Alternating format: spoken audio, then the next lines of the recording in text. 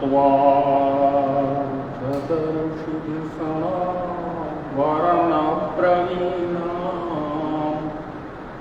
वीणा गुणस्वर समीरणलब्धवर्णा वाणी मणियसि चिदावर्णे पुण्योपमीय चरणां शरणं प्रपद्ये योऽन्तः प्रविश्य मम वाच्यमिमां प्रसुप्तां सञ्जीवयत्यखिलशक्तिधराम्ना अन्यांश्च हस्तचरणश्रवणत्वगादीन् प्राणान् नमो भगवते पुरुषाय तुभ्यम् ज्ञानतिमिरान्धस्य ज्ञानाञ्जनशलाकया चक्षुरुन्मीलितं येन तस्मै श्रीगुरवे नमः। तस्मै श्रीगुरवे नमः। महर्षि गांधी की राष्ट्रीय वेद विद्या प्रतिष्ठान के द्वारा संचालित इस सभी के लिए वेद कक्षाएं आप सभी दृश्यादृश्य सभी सुधीजनों का स्वागत है। आज के इस पवन कक्षा का विशेष महत्व ये है कि आज प्रतिष्ठान के कार्यक्रम अधिकारी डॉक्टर राजीव रंजन जी उपस्थित हैं और यूँ कहें कि ये पूरी कक्षा या पूरा प्रतिष्ठान का जो भी कार्य है सब आपके निर्देशन में, आपके मार्गदर्शन में संपन्न हो रहा है। इस कक्षा में अंतःकरण से आपका अभिवादन करते हैं। आज की इस पवन कक्षा का विषय है, जैसा कि आप लोगों ने देखा वार्षिकोत्सव हुआ, तो जैसे वर्ष में वर्ष इसीलिए कहते हैं कि प्रत्येक वर्ष गन्ना जो होता है, गन्ने में कोर होता है यहाँ से लेकर यहाँ तक, फिर वो माधुर्य इस गन्ने कोर से लेकर और उस कोर के बीच का जो माधुर्य है, फिर वो माधुर्य समाप्त होता है और वो फिर वो चिंतन करता है कि हम अगली यात्रा करेंगे। तो यही वर्ष का वार्षिकोत्सव है। वार्षिकोत्सव के बाद हम फिर उस माधुर्य के लिए फिर से प्रेरित हुए हैं। विगत जो कक्षा हुई थी उसमें वेदों का प्रतिपाद्य विषय मूल रूप से, स्थूल रूप से उसमें थोड़ी हमें लगा कि न्यूनता हुई है। विषय तो स्थापित हुआ, याज्ञिक प्रक्रिया का जो प्रकरण है वो पूर्णतः स्थापित हुआ है। दूसरा एक और भी विषय है कि तमाम लोगों के मन में ये धारणा, युवा पीढ़ी के मन में धारणा, सबके मन में धारणा जो है सो अंकुरित होती रहती है कि वेद को किसने बनाया, कहाँ से आया, इसकी आवश्यकता क्यों पड़ी, क्या क्या आ दिया है। तो जब तक हम इसको दृढ़ता से ठीक से यदि समझ लेते हैं, फिर उसके बाद उसके विषयों में प्रवेश करके अलग अलग तमाम विषय है उसमें हम लोग उसका अवधान करेंगे। तो अब सबसे पहले ये प्रश्न उठता है कि ये जो हमारा वेद राशि है, वेद राशि इसको, इसके प्रवर्तक कौन है, आया कहाँ से? ये ज्ञान की दीप शिखा बस जलती रहे, तुरंत कहते ही माता महियसियो महादेवी वर्मा जी की उनकी स्मृति आ जाती है। ने सुमन जी की कोई कविता करेंगे तुरंत उनका जो जिसने भी उनको देखा होगा उनका उनकी स्मृति, उनके चेहरे याद आ जाए, उन्होंने लिखा है। गीता का 21 श्लोक बोलते ही भगवान कृष्ण की स्मृति आ जाती है। इस प्रकार से वेद को बोलते समय किसी की स्मृति नहीं आती, न तो किसी के द्वारा वो परिणित है, न किसी के द्वारा वो वो सर्जन किया गया है। ये वेद का जो है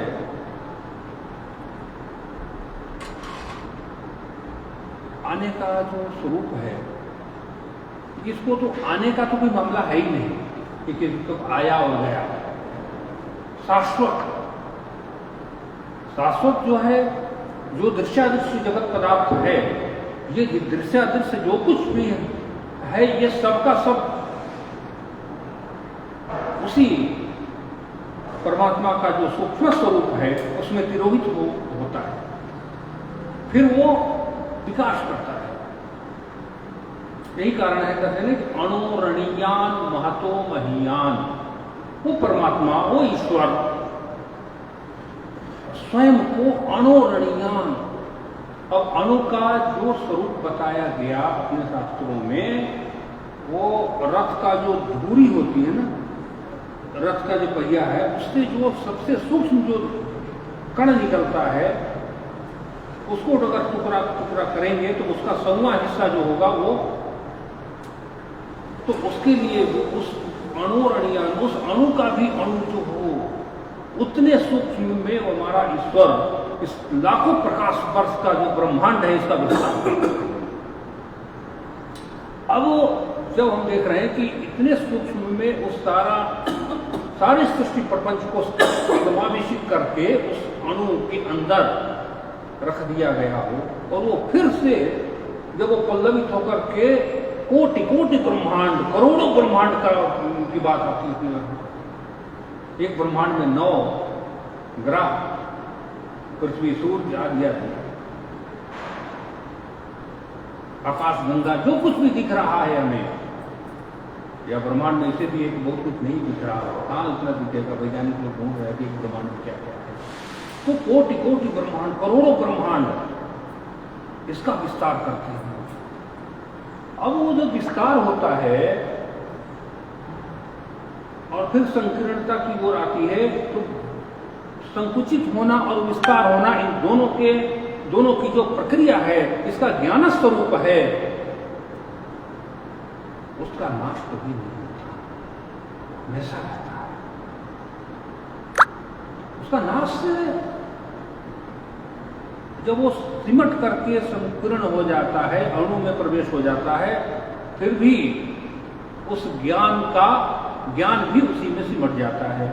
तो पदार्थ सिमटा तो फिर ज्ञान भी सिमटा, अब फिर वो जब विकसित होते हैं तो फिर वो ज्ञान भी विकसित हो जाता है। वही ज्ञान एक ऋग्वेद में आता है, मतलब जो संध्या करते हैं उनको पता होगा, ऋतम च सत्यम चामिदो तपसोध्या। ऋत और सत्य, ऋत अर्थात जो सृष्टि प्रक्रिया है, दिन रात होना, ऋतुओं का परिवर्तन होना, पौधों पेड़ों में पतझड़ का होना, नवीन पल्लवों का उदय होना, ये जो कुछ भी जो हमें परिवर्तन दिख रहा है प्रकृति के द्वारा, ये सब का सब ऋत है, और वो सब सत्य के द्वारा संचालित होता है। सत्य अर्थात जिसका नाश नहीं होता, तो वो ऋतम से सत्यम। फिर आगे कहते हैं कि सूर्य चंद्र धाता यथा पूर्वम अकल्पयत्, पूर्वम अकल्पयत्, जो पूर्व में था, अर्थात उस सृष्टि के तिरोभाव के पूर्व में जो था, फिर तिरोभाव होता है पृथ्वी का, तो ब्रह्मांड का सिमट जाता है अणु के रूप में, और फिर वो विकसित होता है, अर्थात वो पहले भी था और आज भी है। तो इनको तो बता दिया, सूर्य यथा पूर्वम अकल्प है, पूर्वम अकल्प है, तो फिर वो पूर्वम में ज्ञान भी है, अर्थात ज्ञान एक ऐसा शाश्वत है, वेद शब्द का अर्थ ही ज्ञान। दूसरा, इसको ज्ञान के रूप में यदि अगर हम वो करते हैं, स्वयं को अभिमान करते हैं कि नहीं हम तो ये कविता बना लिए, हम तो ये श्लोक बना लिए, हम तो ये कर लिए, वो कर लिए, सब कुछ ठीक है, परंतु जो मेरे स्वयं के भीतर है, जो मेरे भीतर शरीर के भीतर जो धमनियां अपना कार्य कर रही है, जो किडनी लीवर फलाना जो कुछ भी है वो काम कर रही है, उसके अनुसांगिक प्रासंगिक जो उसके सूक्ष्म तत्व है वो जो काम कर रहा है, तो मेरे कृपा से और मेरे इच्छा के अनुसार तो नहीं कर रहा हूँ, तो स्वयं अपना प्रकृति कर रही है। हम स्वयं को जो अभिमान करते हैं कि मैंने ये किया, तो जो मेरे भीतर जो प्रक्रिया हो रही है, इसको भी जब इसका भी कर्ता मैं नहीं हूँ, तो फिर दूसरा कुछ का कर्ता कहाँ से हो पाऊंगा? स्वयं अपना तो कुछ नहीं कर पा रहे हैं। हमारा पास समय पर भोजन करना है, जो काम आए तो बाह्य रूप में करना है, लेकिन जो मेरे भीतर जो क्रिया प्रक्रिया हो रही है, मैं जो स्वयं सांस ले रहा हूं, मेरी इच्छा से तो हो ही नहीं रही है ना वो भी। और भी बहुत सारी चीजें हैं अंदर जो कुछ भी मेरी इच्छा से नहीं हो पा रहा है। कोई भी कार्य यहां अगर देखें, किसी भी प्रकार का कोई काम हमारी इच्छा से तो कतई नहीं हो पाएगा। बस एक निमित्त मात्र है मनुष्य, जो उसके हाथ में केवल जो आया काम उसके वो ही कर सकता है, अन्यथा उसके बस में कुछ भी नहीं है। इसका सीधा सीधा प्रमाण यही है। हम थोड़ी चाहते हैं कि हमको शुगर, बीपी, ब्लड प्रेशर इत्यादि जो कुछ है हो जाए, वो मेरी इच्छा से नहीं है। और जो हम स्वस्थ भी रहते हैं, तो जो वो रक्त का संचरण है आदि आदि जो क्रिया प्रक्रिया हमारे हार्ट का अपने आप झटक वो करना, ये सारी चीजें हमारी इच्छा से तो हो ही नहीं, ये सब परमात्मा कर रहा है। तो जो परमात्मा कर रहा है, वही परमात्मा हमें इन चीजों का जो ज्ञान है, जो शाश्वत है, जो निरंतर चलने वाली प्रक्रिया है, वही तो वेद है। एक उदाहरण और देना का प्रयास करता हूं। जो काल है, समय है, अपने आप चलता है, कोई चलाता नहीं है, स्वतः चल रहा है। चलते चलते एक हमारी अपनी बुद्धि है, हमने उसको सेकंड में बांटा, मिनट, घंटा, फिर उसको पहर में, दिन रात, मास, वर्ष, वो दशक, शताब्दी, ऐसे से कर करके हमारी जितनी बुद्धि है उतना सबको जोड़ लिया हमने। शास्त्रों में जो संकल्प करते हैं उसमें तो सारी चीजें आ जाती है, समय की बात इतना इतना, लेकिन उसके अतिरिक्त क्या है? समय तो समय है। जितने तक हम जोड़ पाए हैं, जितने समझ पाए है हमारी प्रज्ञा, उतना तक तो ठीक है। उसके अतिरिक्त कुछ रहा होगा। मेरी आंखें देख रही है कि ये इतने का है, परंतु इसके अतिरिक्त भी इधर भी है, इधर भी जगह है। तो उसी का जो समन्वित रूप है, जिसकी सीमाओं का आकलन मानवीय चेतना नहीं कर पाती है, काल की दृष्टि से देखें, वही जगत नियंता, सृष्टिकर्ता, कर्ता, पालन करता और विनाश करता, जो कुछ है, जो सर्वस्व है, काल के दृष्टि से वही महाकाल है। और वो महाकाल तो हम लोगों ने भौतिक दृष्टि से महाकाल का जो स्थान है, उस स्थान पर वो स्थित है। भौतिक दृष्टि से आप लोग समझ ही गए होंगे कि क्या भौगोलिक स्थिति है, मध्य भाग है, और जहाँ पूर्ण रूप से मध्य भाग है, संसार का मध्य भाग है, भारत का मध्य भाग है, बस वहीं वो काल का स्वरूप, काल का अधिष्ठात्री देवता था। तो हमने माना कि यहाँ वो है, यहीं से नियंत्रित होते हैं। अर्थात अक्षांश शून्यता की जो बात आती है वो देनी से होती है, अर्थात जो काल का नियंत्रण करते हैं। तो मेरी जो वो जहां तक बुद्धि है वहां तक तो सोचो। अब जो वेद का अपौरुषेयत्व है, कई बार लोग आक्षेप भी लगाते हैं कि इस मंत्र के देवता ये हो गए, इसके ऋषि ये हैं, इसके छंद ये हैं।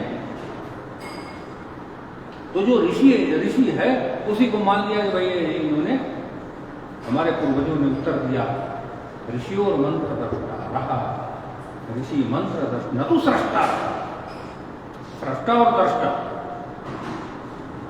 तो मानवीय चेतना में जो हमारी बुद्धि है, वो कई बार आप ये भी देखेंगे कि ये जो कविता लिखी गई हो, जिस समाधिस्थ अवस्था में लिखी गई, समाधिस्थ अवस्था में वास्तव में लिखी जाती हैं कविताएं, जैसे रामचरितमानस है। हमारी दृढ़ धारणा है कि गोस्वामी तुलसीदास जी ने अपने समाधिस्थ अवस्था में जो उनको अनुभूति हुई ज्ञान की, उन्होंने शब्द ब्रह्म के रूप में हमारे सामने उपस्थापित कर दिया कि ये शब्द ही नहीं, ये शब्द ब्रह्म है। उसको आत्मसात करोगे तो आपको ब्रह्म की ओर क्रमशः जाने का मार्ग प्रशस्त होगा। ऐसे हमारे आचार्यों ने, एक आचार्य ने, इसकी बड़ी लंबी श्रृंखला है हमारे तपस्वी आचार्यों की। तो अब वेद सबसे अलग है, क्योंकि ऋषि और मंत्र द्रष्टारा वो जो तिरोभाव होता है और फिर से ऋषिगण उनका स्मरण करते हैं कि इसके पूर्व में कोई ज्ञान रहा होगा, वो ज्ञान फिर से इनके हृदय में स्वतः स्फुटित हो जाना,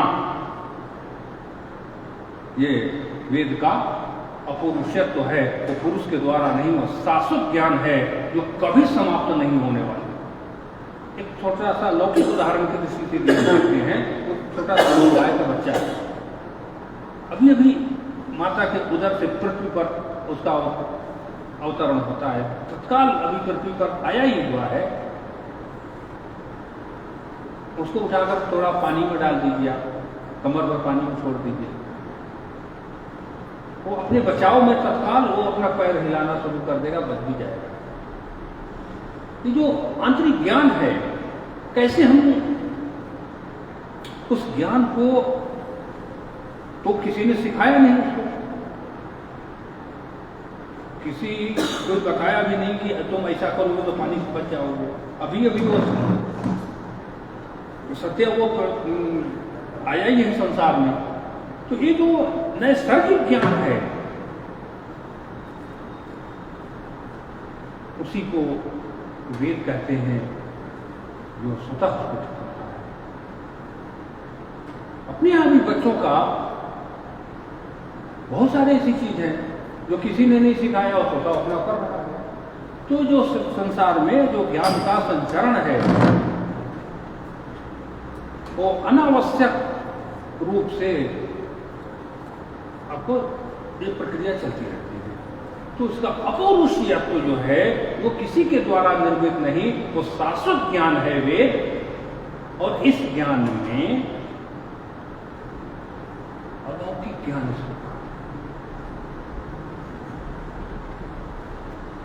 प्रत्यक्षेणानुविद्याहो यस्योपायो अनुबुध्यते, यस्योपायो अनुबुध्यते एवं विदन्ति वेदेन तस्मात् वेदस्य वेदता। प्रत्यक्ष और अप्रत्यक्ष, इन दोनों के रहस्यों को ठीक से आपके सामने रखे। अब उसमें हमारी जो समस्याएं हैं, हमारी जो कर्तव्य बोध है, क्या करना है हमें, क्या नहीं करना है, विधि वाक्य, निषेध वाक्य आदि आदि जो कुछ है, सब कुछ जो है वो वेदों से निहित है, वेदों में निहित है, जिसका हम अनुसरण करते हैं। प्रत्यक्षेणानुविद्याहो यस्योपायो न बुध्यते। अब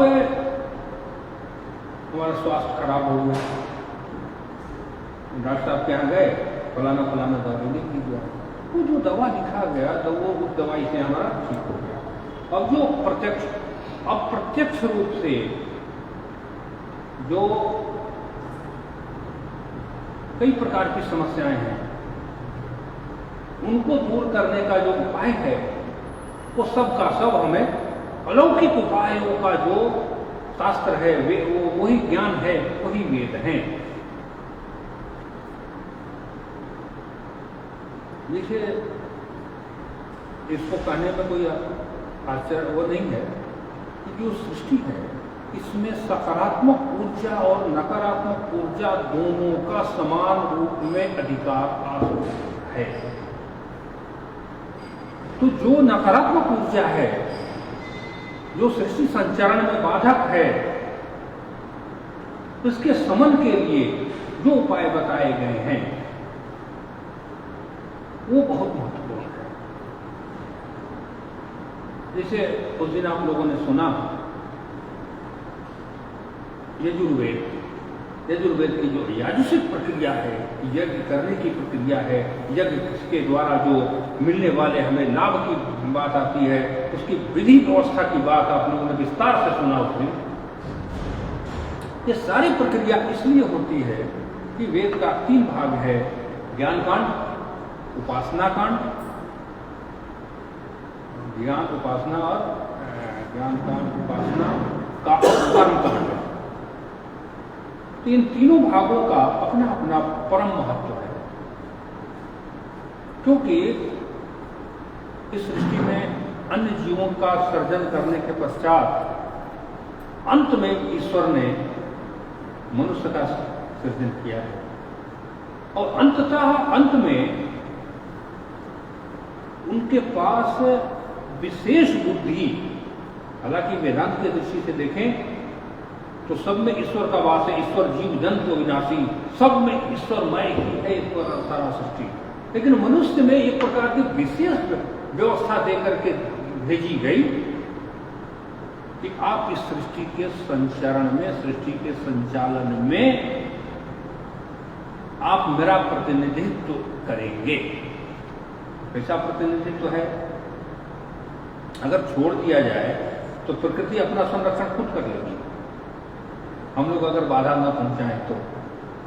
उन चिड़ियों में वो शक्ति होती है जो किसी बीज को खा करके कहीं भी वो करेगी तो उसे पेड़ पौधे स्वतः उग जाएंगे। हमें क्या जरूरत है पेड़ पौधा लगाने की?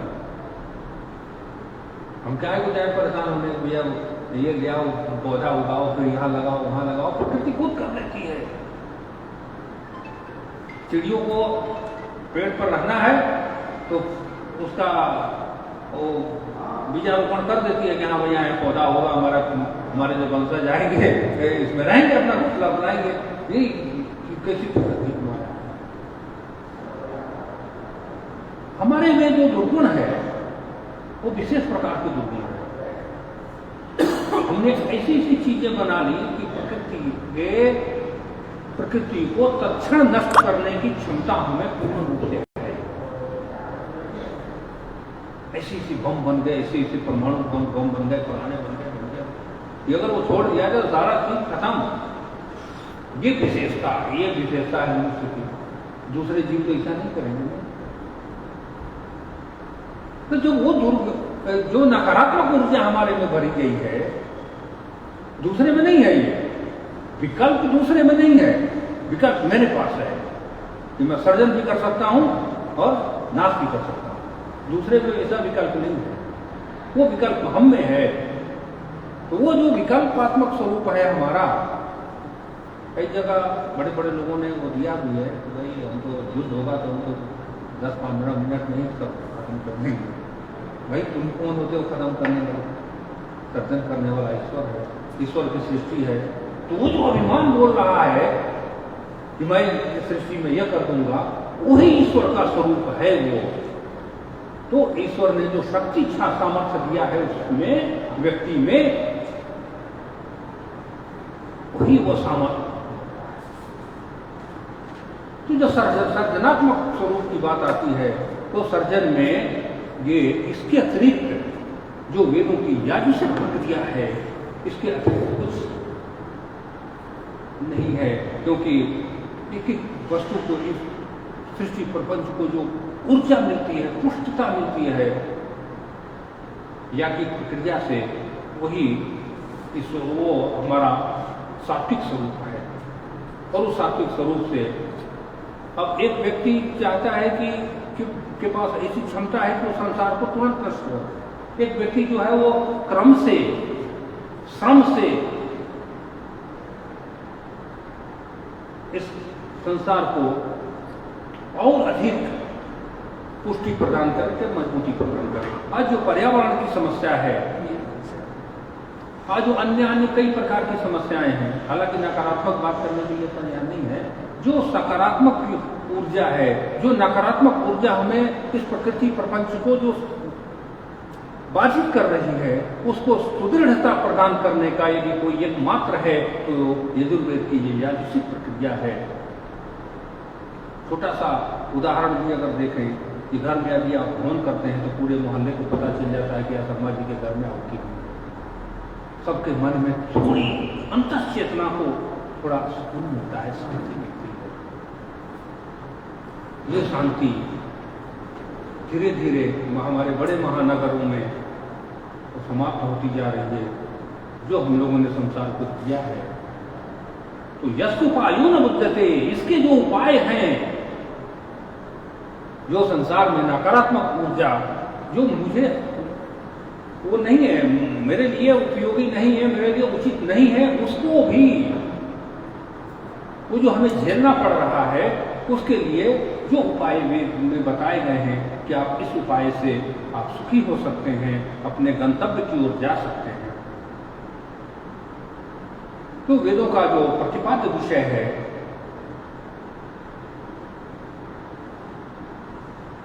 दैविक और भौतिक, इन तीनों तापों से जो समन हो, इन तीनों ताप हमें संतप्त न कर सके, इसके जो उपाय हैं, आज मैं बिल्कुल इसके विस्तार नहीं, इसका तोड़ करके मैं बता रहा हूँ, इसका धीरे धीरे विस्तार होगा अलग अलग वक्ताओं के माध्यम से। तो जो 3 प्रकार के ताप हैं, जो भागवत के पहले श्लोक में कहते हैं कि तापत्रय विनाशाय श्री कृष्णाय वयं नमः, जो 3 प्रकार के जो ताप हैं जो हमें कष्ट देते हैं, इनके समन, इनका जो समन है, और यस्योपाय जो अलौकिक उपाय हैं, क्योंकि हमारा जीवन 2 प्रकार का है, एक लौकिक जीवन और एक आध्यात्मिक जीवन। तो आध्यात्मिक जीवन को ये जो 2 भाग है हमारा, कर्म कांड और उपासना कांड, इनमें हम लौकिक जीवन को परिपुष्ट करते हैं। लौकिक जीवन को परिपुष्ट करने का तात्पर्य है कि मैं धन धान्य से परिपूर्ण रहूं, जो मेरी इच्छा है उस इच्छा को धन के माध्यम से उसकी इच्छा की पूर्ति कर। एक बात हो गई। अब उसमें अपने अपने संस्कारों के माध्यम से व्यक्ति इसका उपयोग करता है। जैसे एक उदाहरण यह है कि हम लोग जो भी लोग हैं, एक तरफ विषय है, एक तरफ इंद्रियां हैं, और ये जो इंद्रियां हैं वो विषयों की ओर आकर्षित होती है, और विषय और इंद्रियों का जो संकर्षण है, मिलन है, उससे जो उत्पन्न होने वाले जो सुख है, इसी के पीछे संपूर्ण सृष्टि, संपूर्ण मानव जाति, बस उनका पूरा जीवन दर्शन इतना मात्र में सीमित हो गया।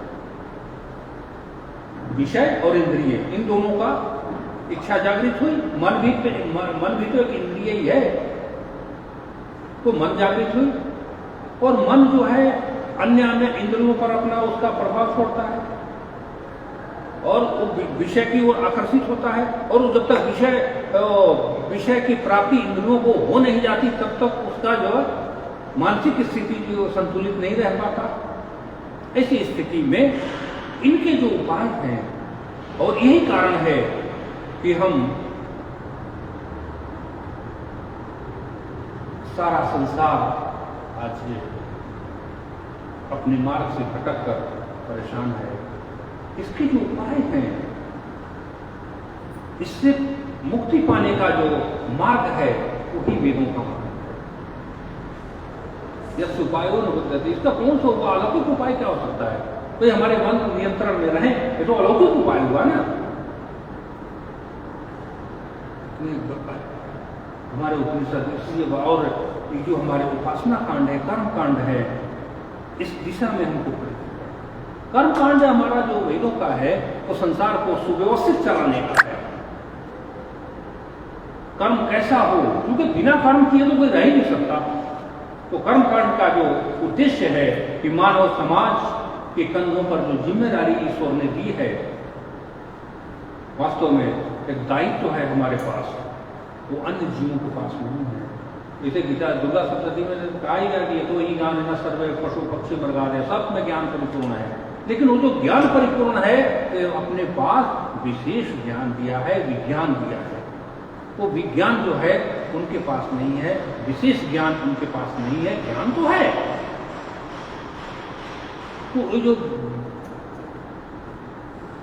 विशेष ज्ञान हमारे पास है वही ईश्वर का दिया हुआ, और अर्थात वेदों का जो विषय है वही विशेष ज्ञान है, जिसके माध्यम से हम सब एकत्र होकर और अपने चित्तवृत्ति को, जो मेरा दायित्व है उसको समझने का प्रयास करें। इस वेद कक्षा का जो उद्देश्य है यही है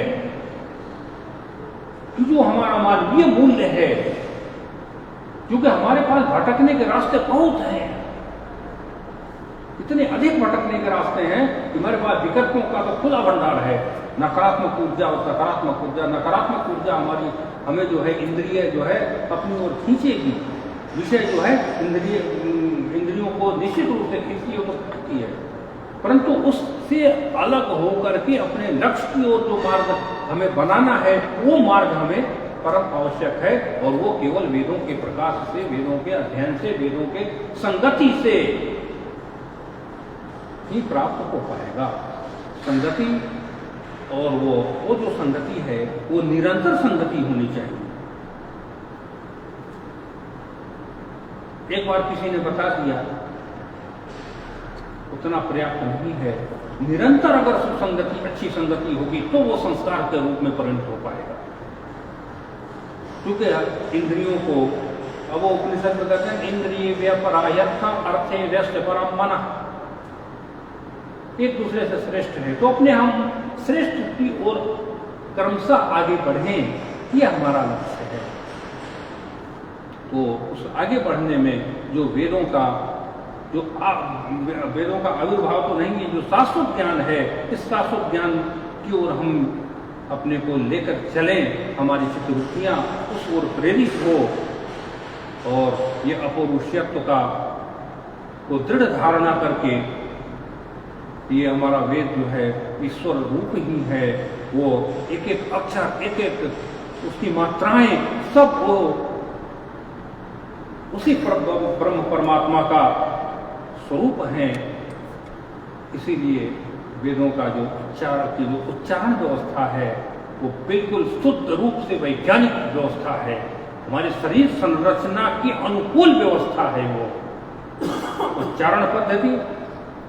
फिर उसके अर्था वो जब आप करेंगे तो फिर तो मानवीय चेतना से कहीं ऊपर जो जितना सोच सकता है, एक एक अक्षर।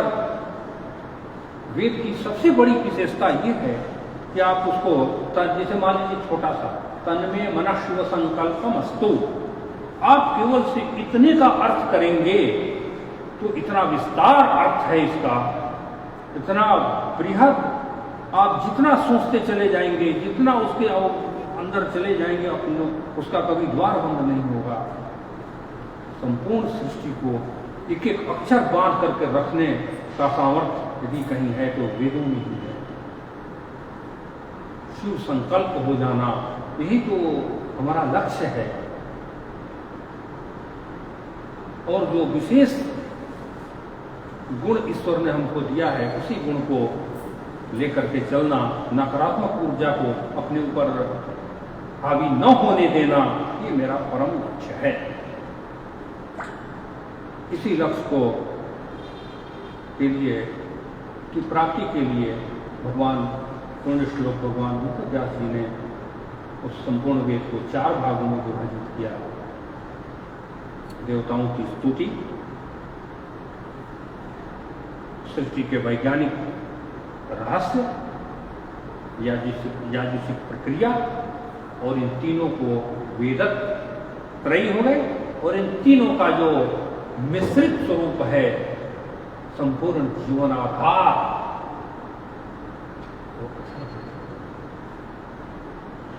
इन अथर्ववेद के एक एक सूक्त राष्ट्र सूक्त है, राष्ट्र समृद्धि के लिए पृथ्वी सूक्त है, सबसे अच्छा का सभी अच्छे हैं, सामनस्य दिव्यता है, उसमें एक एक व्यक्ति से दूसरे का जो अंतर संबंध है, कैसा होना चाहिए वो संबंध हमारा, उसका विवेचन जो है। तो इनकी ओर जो अलौकिक उपाय जो बताए गए हैं, बहुत गंभीरता से जो उपाय बताए गए हैं, ये वेद का वेदत्व है और इन्हीं की ओर हमें आगे बढ़ना और इनकी ओर अग्रसर होकर के अपने जीवन मूल्यों की रक्षा करना हमारा परम कर्तव्य है। क्यों कर्तव्य है? क्योंकि ईश्वर ने हमें इसीलिए मानव शरीर दिया है कि आप केवल पृथ्वी पर जीव नहीं है, मेरा प्रतिनिधि है, ईश्वर का प्रतिनिधि होता है। कोई भी मनुष्य हो, न जाने किसके ऊपर कौन सी जिम्मेदारी दे दी जाए, इस बात को किसी को चिंता नहीं करता।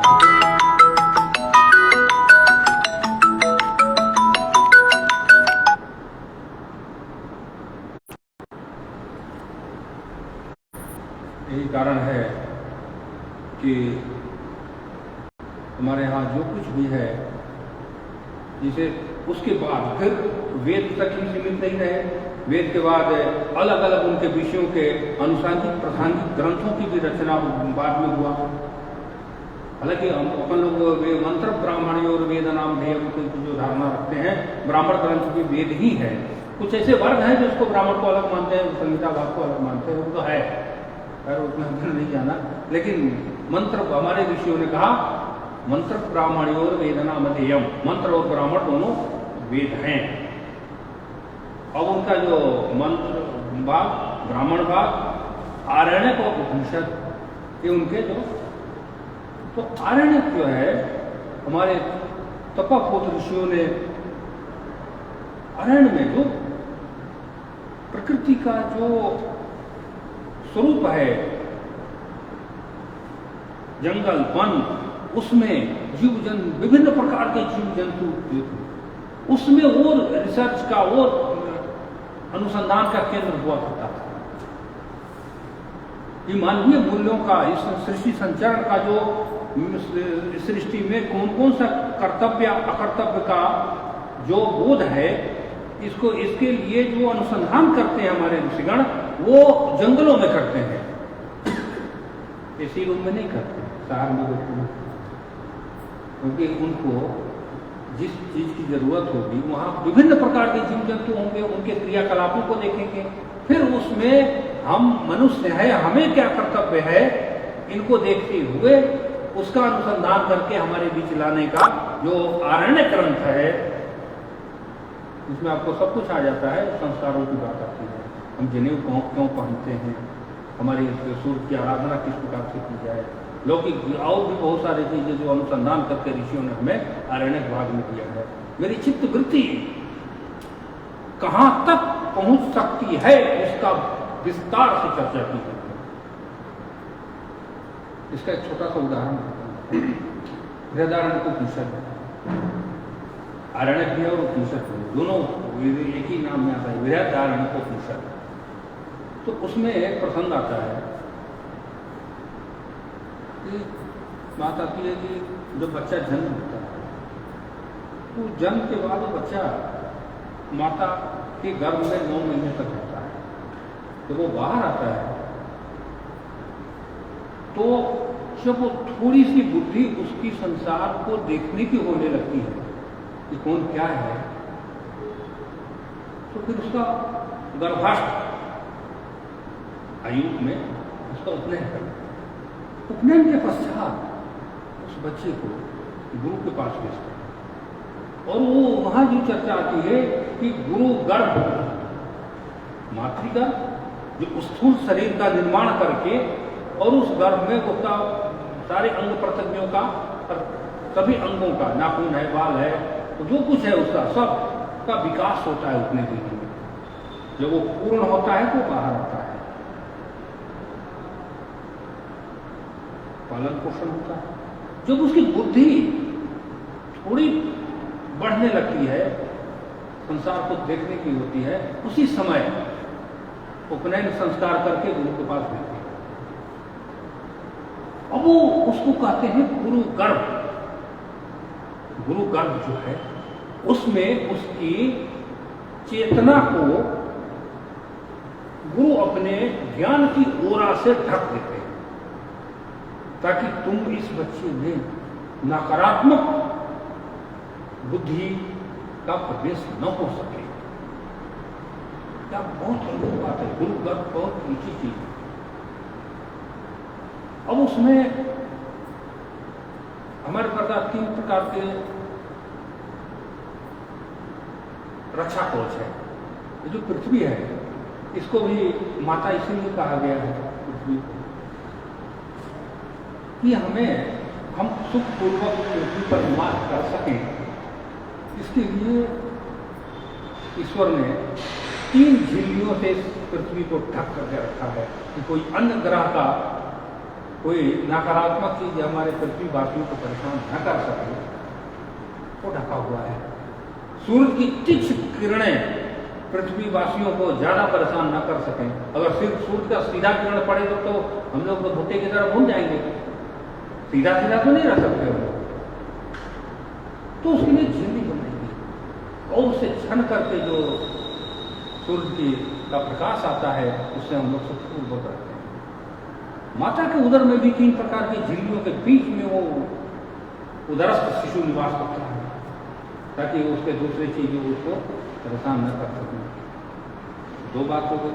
तीसरी बात, जो गुरु गर्भ में जो बच्चा जाता है तो वहां भी गुरु का पूर्ण प्रयास होता था, या उनका वो था कि जो आश्रम का जो एक तपस्वी महापुरुष का जो तपस्या के जो ओरा है, तपस्या का प्रकाश है, उस प्रकाश के सामने जो नकारात्मक ऊर्जा का अंधकार रूपी तो अंधकार उसके मन को प्रभावित न कर सके, इसीलिए उसको गुरु गर्भ कहा। ये सारी चीजें वेद में बीज रूप में है। फिर हमारे पौने श्लोकाचार्यों ने इसको अलग अलग ग्रंथों के माध्यम से हमें बताने का प्रयास, ये वेद का विषय है कि जो मेरी चित्तवृत्ति है किस प्रकार से अपने तन्मय मनस्व संकल्प मस्तो शिव संकल्प को प्राप्त कर सकती है, इसका विस्तार से ब्राह्मण ग्रंथ में जो क्रिया स्वरूप है, याज्ञिक क्रिया स्वरूप, आप जो कुछ भी देख रहे हैं यत् पिंडे तत् ब्रह्मांड जो बात आती है वैज्ञानिक दृष्टि से, ये इस प्रकार से भी आगे यहाँ भी देखेंगे कि जो क्रिया प्रक्रिया हमारे लौकिक संसार में दिख रही है, अगर वो वेद में नहीं है तो इधर भी नहीं है। कभी इच्छा होती है कि जल्द पिक्चर देखने चाहिए, होती है सबको। इसका वेदों से क्या लेना देना, पिक्चर सिनेमा नाटक देखने चलते हैं, उत्पत्ति वही होती है। दिन भर अलग अलग सत्रों यज्ञ का कार्यक्रम चलता है, समाज के प्रत्येक व्यक्ति का उसमें योगदान होता है। जो व्यक्ति जो काम कर सकता है यज्ञ में, सब मिलकर के करते हैं। सायंकाल सब एकत्र होते हैं और वहां अभिनय होता है, मनोरंजन होता है। तो जो अभिनय का अंकुरण फूटता है वो स्रोत जाग से आता है, वो धीरे धीरे विकसित कहे विकृत कहे जो कुछ भी कर सकते हैं, वो होते होते यहां तक आ गया है। नाट्यशास्त्र का वैदिक आधार एक पुस्तक है जो किसान में प्रकाशित है, नाट्यशास्त्र का वैदिक आधार, बढ़िया पुस्तक है। इनका शायद इनका है, आपको मालूम होगा सर, कालिदास अकेडमी के जो डायरेक्टर साहब थे ना पहले, चतुर्वेदी जी, हाँ, उनकी जो माता जी उन्होंने लिखा शायद महाराज, जहाँ तक मैं नहीं मैं गलत कर रहा हूँ, उनका वैष्णव आगम का तो पर दूसरे किसी ने लिखा था, मुझे याद नहीं है ना। नाट्यशास्त्र का वैदिक आधार, तो कोई भी जो भी आपको दिखाई पड़ रहा है, चाहे वो विकृत रूप ही क्यों ना हो, नाटक का ही तो स्वरूप है सिनेमा हॉल, चाहे टीवी सीरियल, चाहे जो कुछ भी है, उसमें जो विकृतियां आई वो विषय वो अलग है। प्रोफेसर रत तो नहीं, तो इस प्रकार से जो कुछ भी संसार में है वो वेदों में है, और हमें अनुमानीय जो मूल्य है जो दिया है उसको अग्रसर उसी पर रहने के लिए ही कहीं की व्यवस्था है। आज हम सौभाग्यशाली हैं कि उस दिशा को के दर्शन के लिए समाज को याद दिलाने के लिए कि हमारा जो कर्तव्य है, हम जिस कारण से संसार में आए थे उस दिशा में वो कारण हम कहीं भटक रहे हैं, हम इस कारण पर आए। इस दिशा में छोटा सा उपक्रम ये वैदिक शिक्षा सभी के लिए वेद कक्षा संचालित है। आप सबसे प्रार्थना है कि अधिक संख्या में आए और इसमें वेदों में निहित ज्ञान विज्ञान का जितना अधिक संगति होगी, जितना अधिक से अधिक पढ़ने से अधिक ज्ञान जो है सुनने में और संगति में आती है। इसलिए आप लोगों से प्रार्थना है कि इसमें सहयोग करें और जो है इस वैदिक ज्ञान विज्ञान का जो गूढ़ रहस्य है इस पर अलग अलग विद्वान वक्ताओं का आप लोग श्रवण करेंगे। उन्हीं शब्दों के साथ सबको प्रणाम, धन्यवाद।